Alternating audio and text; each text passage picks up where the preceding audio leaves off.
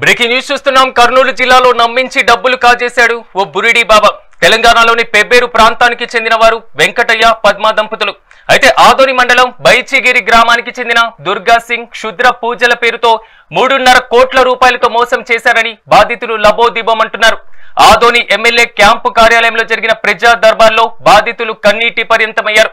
దీనిపైన పెబ్బేరు ఆదోని పోలీసులకు ఫిర్యాదు చేసినా పట్టించుకోలేదని ఎమ్మెల్యేకు తమ గోడును చెప్పుకున్నారు.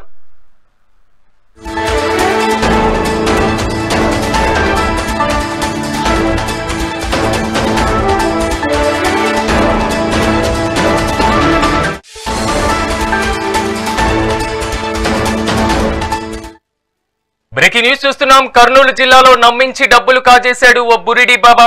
తెలంగాణలోని పెబ్బేరు ప్రాంతానికి చెందిన వారు వెంకటయ్య పద్మ దంపతులు. అయితే ఆదోని మండలం బైచిగిరి గ్రామానికి చెందిన దుర్గా సింగ్ క్షుద్ర పూజల పేరుతో 3.5 కోట్ల రూపాయలతో మోసం చేశారని బాధితులు లబోదిబోమంటున్నారు.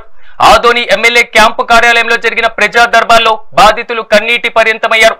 దీనిపైన పెబ్బేరు ఆదోని పోలీసులకు ఫిర్యాదు చేసినా పట్టించుకోలేదని ఎమ్మెల్యేకు తమ గోడును చెప్పుకున్నారు.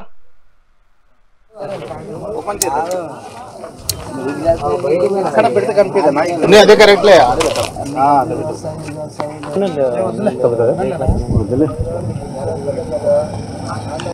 ఢిల్లీలో మరి మొత్తం అక్కడ వరకు ఇది సౌండ్ ఏమో వచ్చి చెప్తాదని చెప్పిండు సార్.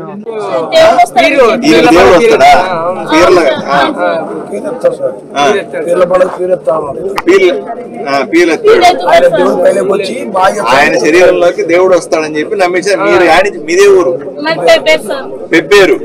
పెబ్బేరు ఆడ తెలంగాణ, ఈడ బైచిగిరోడికి ఎట్లా సంబంధం మీకు? నాకు అర్థం కాదు.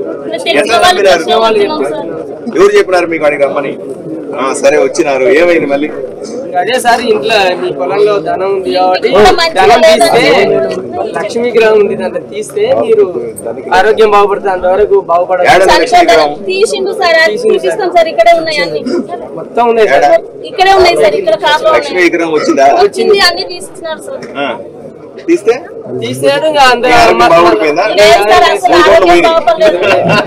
మళ్ళీ ఒకసారి వచ్చి చూడండి అమ్మా, ఇది నిజమా అబద్ధం అనేది క్లారిఫికేషన్ పబ్లిక్ గానే తెలియాలి కదా.